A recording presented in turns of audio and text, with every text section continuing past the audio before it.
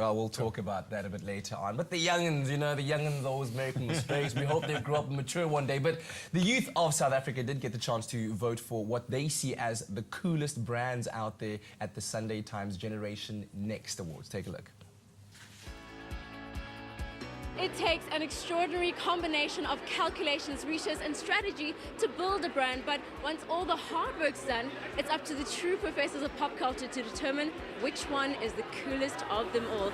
And at the Sunday Times Generation Next Award, it's the youth who get to give their stamp of approval. Nearly 6,000 youngsters aged between 8 and 22 were surveyed on which brands left lasting impressions. Africa has the world's youngest population. The 16 to 34 age group contributes to 53% of income. So the awards help brands look to their most valuable consumers as critics. It's important that brands realize how much spending power the youth actually has, and that marketing directors and brand directors realize they need to speak to these kids young to catch them so that they can get their rands and senses into their brands. Every age group has a different sense of cool, but I think it's that X factor, something that appeals to the youth.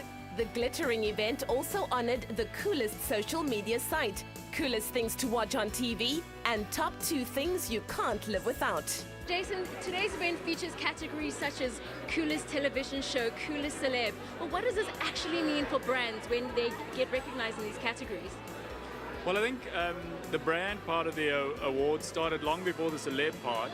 Brands work hard to get on the number 1, 2 or 3 list because it means over 5,000 young people think they're cool. So yeah, really interesting insight for brands who come year after year waiting to see where they fall in the order. And how exactly did this idea come about? How did you carry out this survey? We run a youth marketing agency called HDI, and when we started the survey 10 years ago, it was just because there wasn't good data around, good information about what young people loved and what they didn't.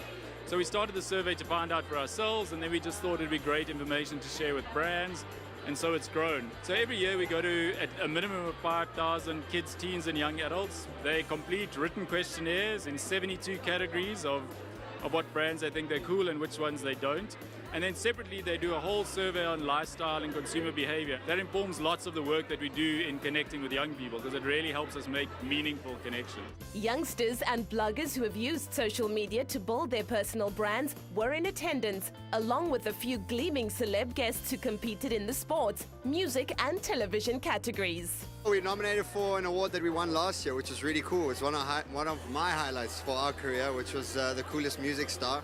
And yeah, man, we're glad to be back. And this year we're doing a bit more than just being nominated, so we're looking forward to that. I've been out of the sport for about 2 years, so it's very, very strange to see that the kids still know who I am, especially the new kids filtering through. And I think they've got to know that their word does count. And to have an awards like this just shows that they have the ability, they're able to go out there, they're able to speak, and people do listen. Well, the experts have spoken, and I must say it was really amazing to see these big brands follow the ideas of little people.